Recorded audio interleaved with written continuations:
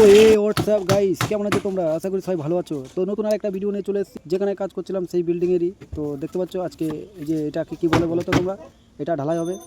তো এটা হলো টাইমিং ঢালাই, এটা শুরু থেকে করে। আর এটা হলো চারিদিক থেকে তোমার বাড়িটাকে টেনে রাখবে। তো চলো, সেন্টারিং কাজ শুরু হয়ে গেছে। আর দেখতে পাচ্ছ মেশিনওয়ালারাও চলে এসছে, ঢালাই হবে মেশিনে। এত বড় মানে ঢালাই হাতে হবে না, যেহেতু 28-30 বস্তার ঢালাই আছে। তো সিমেন্ট বইতে লেগে গেছে, দেখতে পাচ্ছ আমার এইদিকে ডান দিকে বইতে লেগে গেছে সিমেন্ট। তো চলো দেখতে থাকো ভিডিওটা। সিমেন্ট বয়ে নিচ্ছে, কারণ ওই সিমেন্টগুলো আনা ছিল, জমে গেছিলো।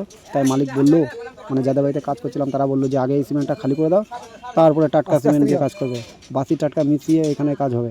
তো চলো বন্ধুরা দেখতে থাকো মেশিনে কেমন গুলো মালটা মাখায় আর কি করে, সব কিছুই দেখতে পারবে এই ভিডিওটায়। তো তোমরা বলতেই পারো যে আজকে কেন সেন্টারিং করছে, আজকে ঢালাই হবে। তো হচ্ছে কথাটা হলো যে কালকে বাকি ছিল, মানে দুটো মিস্ত্রি লেগেছিল, পুরোটা কাজ করতে পারিনি।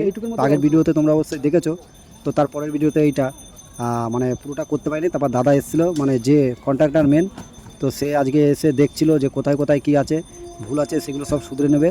তো তার আগে কোথায় কোথায় মানে বাঁধা হয়নি, কোথায় খোলা আছে, সাপোর্ট তো দিতে হবে, নাহলে তো খুলে চলে যাবে। তারপরে মারবে তো মানে কি ভাইবেটার মারবে, ভাইবেটার না মারলে মালগুলো ঢুকবে না। তো চলো সব কিছুই দেখাবো। এই দিকটা ঢালাই হয়ে গেছে, আমি ভিডিও করতে পারছিলাম না কারণ আজকে কাজের চাপ ছিল, আর ভিডিও যে করে দেবে কোনো লোক ছিল না। আর আমি দেখতে পাচ্ছি দাদার সঙ্গে হাতে হাতে কাজ করছি। তো কিছু করার নেই, ভিডিও করতে গেলে আর কাজ করতে গেলে একসঙ্গে সব কিছু হয় না। যখন ফাঁকা পাই তখনই ভিডিওটা করি। তো কাজ ফাঁকি দিয়ে তো মানে ভিডিও করা সম্ভব না, কারণ এখানে আমাকে দায়িত্ব ছেড়ে যায়, আমার কাছ থেকে কাজ বুঝে নেয়, কখনো কিছু বলে না। তবুও লোকে যদি দায়িত্ব দিয়ে যায় সেটা পালন করা উচিত, আর সেটাই আমি করছিলাম। তো কোনোদিন আমাকে একটা কথা শোনেনি যে কাজ কম হয়ে গেছে, বেশি ছাড়া কাজ কখনো আমি কম করে দিই না। তো চলো দেখতে পাচ্ছ এখন মাল ঢালবে, আর মাল যাতে এদিকে না পড়ে যায় তার জন্য একটা পাটা নিয়ে মালটা এখন তুলে ধরছি। আর দেখো ঢেলে দিল কত সুন্দর, একটাও বাইরে পড়লো না মাল।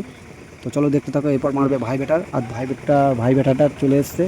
এটা যদি না মারে তাহলে কিন্তু মাল সব জায়গায় পৌঁছাবে না, নাহলে খোঁচাতে হবে, ঠিক আছে। আর ভাইবেটার মারে ছাদে, তারপর লিংটনে, তারপরে এরকম টাইবিংয়ে, সব জায়গায় মারতে হয়, নাহলে কিন্তু মালগুলো পৌঁছায় না ঠিক জায়গায়। এটা হলো মিস্ত্রিদের কথা। আমার সামনে একটা মিস্ত্রি বসে আছে, তো সব কিছু জিজ্ঞেস করলাম যে ভাইবেটারটা কেন মারা হয়, বলছে মালটা যাতে চারিদিকে পৌঁছে যায় তার জন্য। তো চলো তারপরে তোমাদের দেখাবো মশলা কেমন কিলো মাখাচ্ছে মেশিনে, সব কিছুই দেখাবো এই ভিডিওতে। তো জুড়ে থাকো, ভিডিওটা দেখতে থাকো।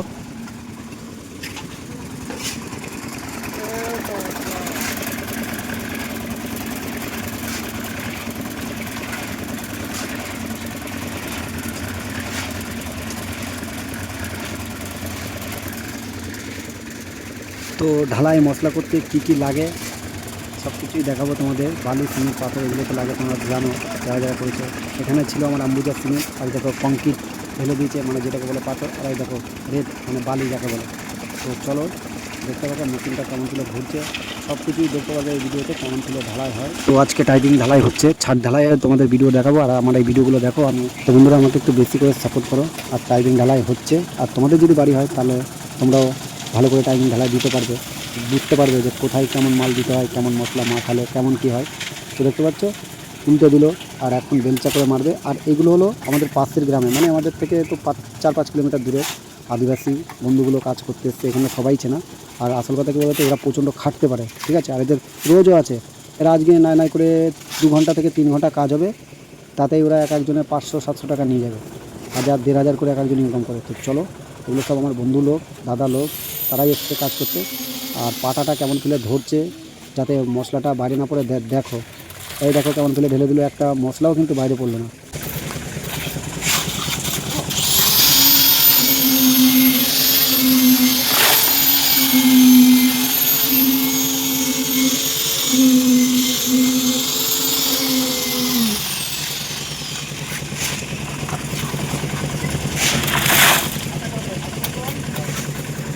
দাদা জয়, আমি তুলতেছি, তো তোলা লাগবে না, আমি তুলে দিচ্ছি।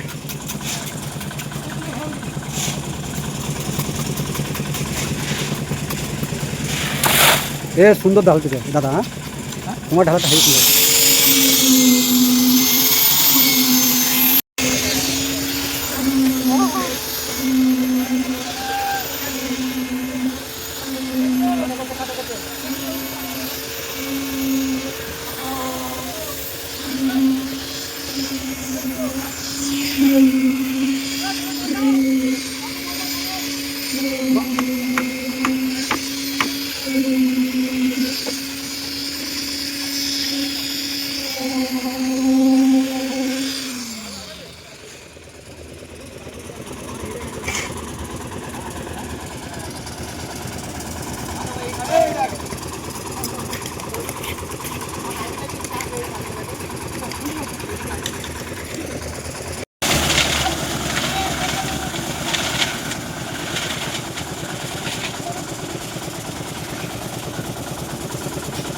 তো বন্ধুরা দেখো একটা কড়াইতে কত কত মশলা, কী বলবো তোমাদের। এখানে বালি ছিল আর আমি চলে এসেছি ক্যামেরার সামনে আমাদেরকে দেখানোর জন্য। আর আমাকে যে ভাইটা মারছিল ওই দাদাটা বললো ভিডিও করছি ভালো করে কর, ছাড়বি ভালো করে এই করে ছাড়বি। বলি ঠিক আছে।